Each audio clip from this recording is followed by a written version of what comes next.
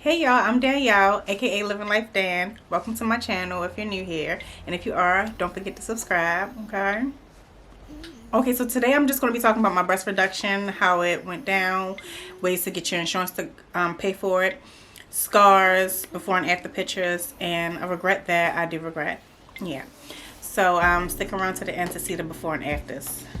So I always had larger breasts when I was younger. They just protruded and got bigger once I had children.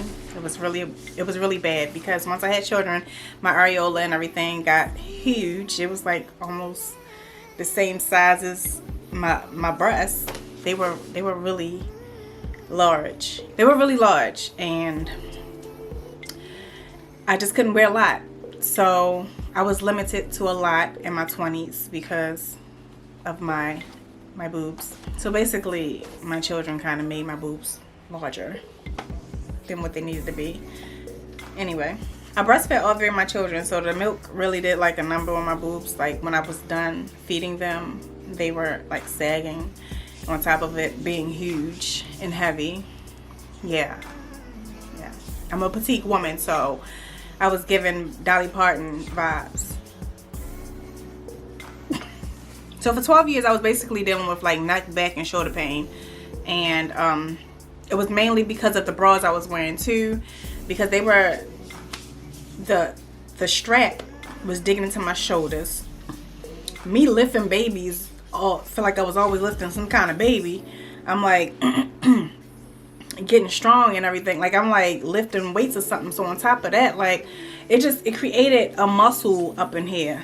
Like it was way worse before. I looked like I just looked like I really was trying to be one of those muscle men. Like seriously, it was ridiculous. It was like a lump right here because of the indent that the bra had created, and the difference. It was just not cute. I'm so glad it went down since then. You still can kind of see it. Like it's still kind of there, and I feel like I'm like slowly getting better. I gotta massage it in because I don't want to look like no man. That wasn't cute. Still not cute. Kind of giving big back vibes, you know, linebacker vibes. Yeah, the Rock vibes. Yeah, I'm sorry, so sorry. And it stayed sweaty under there. Like it stayed sweaty, musty, and it dropped down and got its eagle on my lap. Like they were just saggy. I was just like, oh my god. It didn't get that bad until after my third child. Like I was like, look, like they was really just starting to become loose. Like I could like flap them. Anyway, I always thought about surgery since they became bigger, especially when my areola grew. Like when I couldn't wear certain shirts and it would just like peek through. Like I was like, yo, this is crazy. Like I mean, I wanted nipple rings. And what would it look like? A little, no. It just wasn't cute. It wasn't. So I always considered surgery, but of course I couldn't afford it. Not of course, because some people can afford it, but I couldn't afford it, and I just put it on the back burner. I was like, look, stuff for me just gonna have to wait. If it's not meant to be, it's not meant to be. I mean, like, maybe this is just how I'm supposed to be looking. I mean, I was supposed to wear turtlenecks all the time, you know.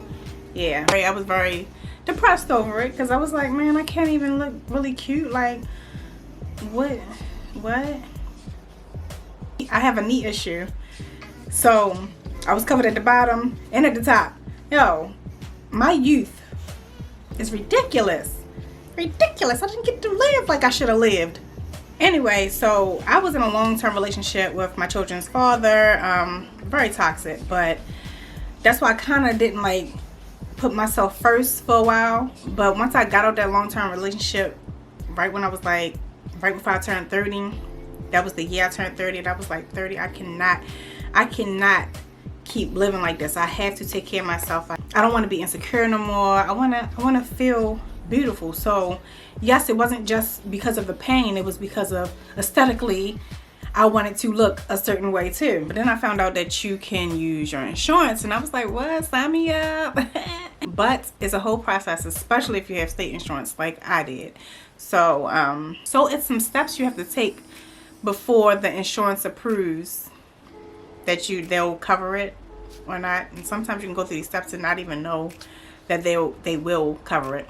So I've heard from the doctor I was going through that it doesn't always work out even if you do go through these steps. I don't know how, but anyway, we'll go through some of the stuff. So I was told that you have to have at least a good 6 to 12 months of complaints, visits, documentation, treatments, etc. of this issue that you're having. You want to focus on the pain. If it's causing you back pain, neck pain, shoulder pain, you want to make sure that you complain about that and you keep making that a point. But also you do want to stress that you have issues underneath of your boobs, sweating, you have rashes. You want to make sure that you might want to rub it a little bit more so you can have rashes. Just so you can kind of get like a cream. They have to see that you are getting treated for these issues and it's not working, and that it's not working. So, if you don't get rashes, you want to do something that at least is going to activate some kind of rash. I'm just saying, I almost didn't qualify because I didn't get rashes. Mind you, I had all the other symptoms. I had all the pain in the world. You better make sure you scream Bloody Mary out there. These things are in pain, my back, my neck, my everything. My rashes, my sweat. I'm telling you, like, just complain. Keep going to your doctor consistently and letting them know what your issues are. I complained about having a rash and they gave me a cream and the treatment didn't work. It's like, no, I'm sorry. Y'all get where I'm trying to go with this, alright? You get where I'm trying to go. I also had to go to physical therapy for my back and my neck and everything for the pain. And also had to go to a chiropractor. Just the different steps to the different specialists is a big step as well, is a big help as well. And it just shows the insurance company that, hey, look, I tried that. Look, I'm having these pains, I'm having these issues, and I've tried these different things and nothing is working. They're basically saying that surgery should be the last resort. So once you take those steps and it doesn't work, that's when you should be able to qualify for insurance, you know. So again, the specialists that you can go to are a chiropractor, a physical therapist, a GYN, your PCP. You can go to a dermatologist or orthopedic. Like, just as long as you have a track record of exams and visits about this issue, then you should be good. I believe they said my surgery was about 3 to 4 hours long. They had a tough time when trying to close everything back up because my areola was so huge. They had to take a lot of skin off. They wasn't working with enough skin. Told y'all, it was ridiculous. I wish I could show y'all, but it's TMI, and I'm not trying to get banned from YouTube. Everything, they ended up being able to close it. Everything worked out during the surgery. I didn't have any complaints really. I was an outpatient. The pain wasn't too bad. I have a high tolerance for pain because I've had multiple surgeries on my knees, so it is what it is. They gave me some oxycodons. I took like one. I didn't like the way it made me feel, so I just took some ibuprofen, and that did pretty good. I had some little drainage bags on the side of my boobs, and I still kind of had the marks from those. They were very irritating. I was like, ugh. And my children was like, what is that? Seeing all the blood drip out. I'll show you.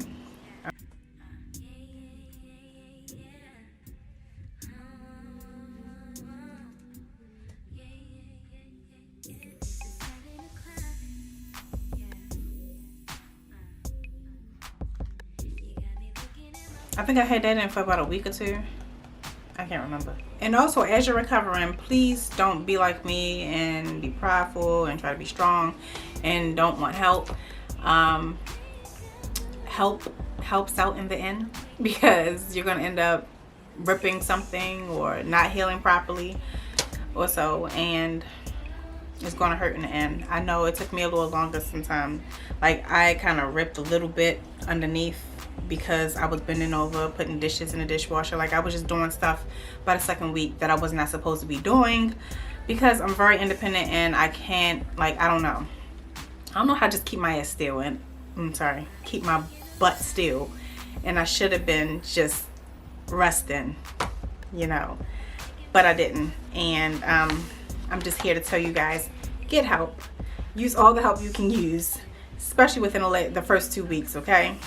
All right. But I did heal fine. I know my right side took a little longer to heal because they had to remove way more tissue than they had to do on the left side, because that side was larger.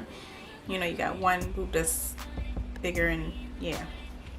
So because they were working in that one so much, it was more swollen. But yeah, it's good now. They're both very soft and they're good.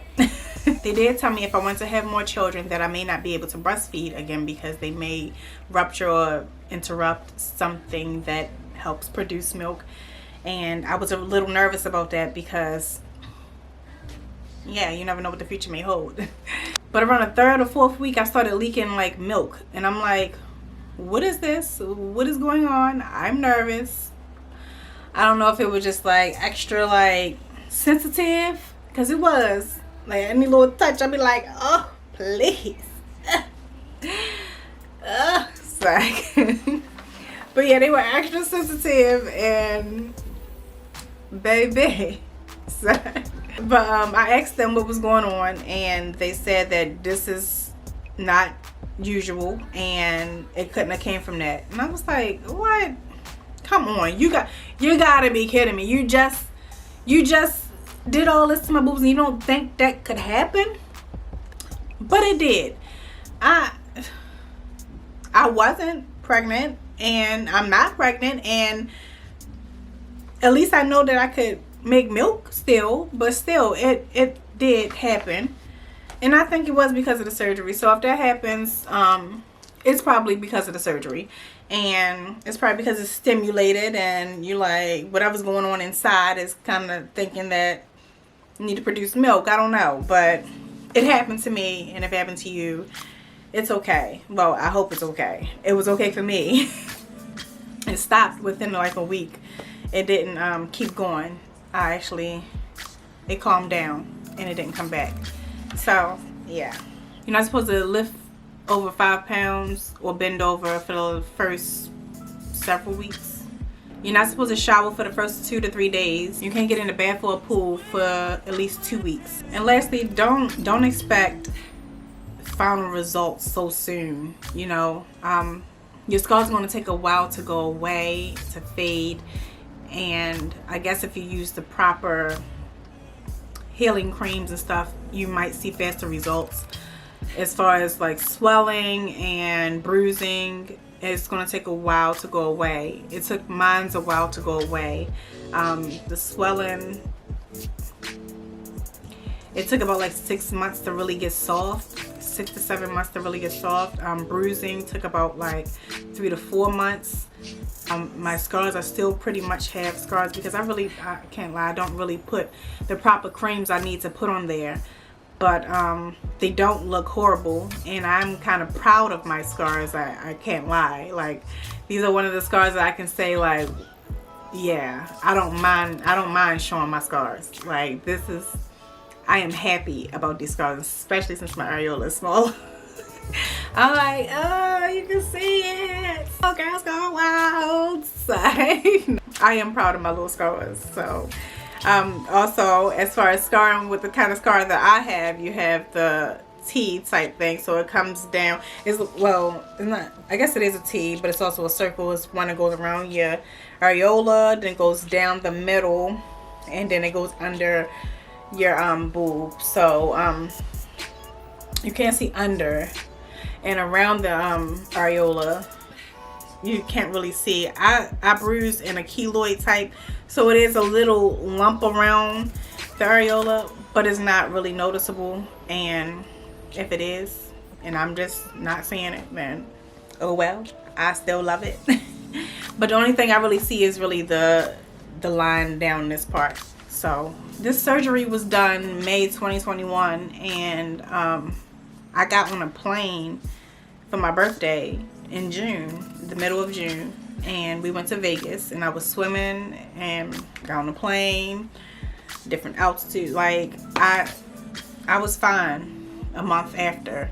Like I said, I was still swollen, but I was good to go as far as like traveling and getting in the pool and everything. Nothing went wrong. Everybody's story is different, but for me, this is what I'm just showing you or telling you my experience. Also, if you know a good cream or have used a good cream or a gel that clears up scars pretty well, then just let me know. I used to use Mederma for my knee scar. It worked okay, but that pretty much works best when you first get your scars fresh. That's when it pretty much worked for me. But like I said, I had multiple surgeries on my knees, so after the first time I was like, look, it is what it is. But yeah, so if you know one, just comment down below and I would greatly appreciate it, because of course I'm proud of them, but I would love to have it lightened, you know. I do regret not pushing to tell him that I wanted a smaller size, because I would like to be smaller. I want it to be like a B or a C. I mean, people would be like, why would you want it that small? I mean, I was boob shopping and before I got my surgery, and I was like, these are the ones I like. Can I get it that way? And he was like, it's not going to look right. You'll be more satisfied with this size. We can shoot for a C if you want, but I mean, it's too much. And then it's going to be too much tissue taken out, and it could affect your boob. I'm like, oh my God, are you kidding me? But I am very grateful for what I got, because they sit up now. Because my bonus is that they sit up, and my areola is small. Like, come on. I can't complain at all. I can't complain. But I would have loved them to be smaller. Yeah. Gee, she did me dirty. So before the surgery, I was a 38, 36 triple D or E. Like, you never know how to measure that crap, but it was big. And now I'm like a 36 D, because I can still fit some of my bras. Like I was in denial before and I got like triple D's, and I really needed something bigger. But the bigger you get in cup size, you don't get like that much a good strap. Like, the straps are looser. They go up to like 40s and stuff, and I'm like, I could never find like, well, maybe because I was being cheap, I wasn't getting like a good bra, but I just had a hard time finding bras, and plus I was in denial. I didn't want to go up to an E. So, yeah. Anyway, I'm in a D now. And it's cool. It is what it is. But that's the only thing I really regret, is like not pushing to get what I really wanted. And yeah, I mean, I felt like he had his own agenda. He was going to do what he wanted. But I'm still satisfied. Like I said, they sit up. And that's all I can say. I don't have no more back pain, neck pain, shoulder pain, and my little lump went away. You know, I can't complain. No complaints over here. Hello. So at the end of the day, I would recommend you just updating yourself on your insurance policies. And of course, if you want more information, you should reach out to your insurance company or a cosmetic surgeon so they can give you more in-depth information, because I don't think the insurance company is really going to give you that much information, because they really don't want to pay for it. Yeah. And just remember, this is a process. You cannot just go into a surgeon's office and expect to be seen and get your surgery done within the next couple of weeks. Like I said before, it's going to take a while. It's a whole couple of steps before you get to that point. And just trust the process, okay? Just stay focused. It's going to take time. You got to go to these different doctors and work through it, and you'll be fine. And I pray that the insurance helps you and covers your surgery, because trust me, we all deserve the size boobs we want, you know. So yeah, if you want your reduction and you want your insurance to pay, just reach out to your PCP as soon as possible. Start making them complaints, start making them visits, start doing everything you need to do to try to get to the point that you need to get to, okay? No, you don't have to go in there every week or every day. I would say probably like every 2 to 3 months. You could probably check in like, hey, my back's still killing me. That medication didn't work. My rash still rashing. That cream didn't work. So just keep them documents coming. That's all I can say.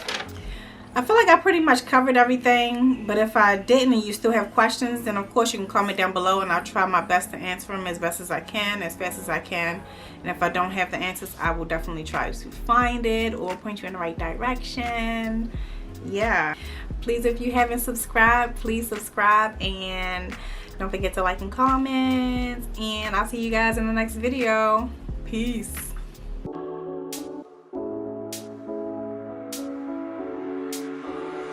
When I feel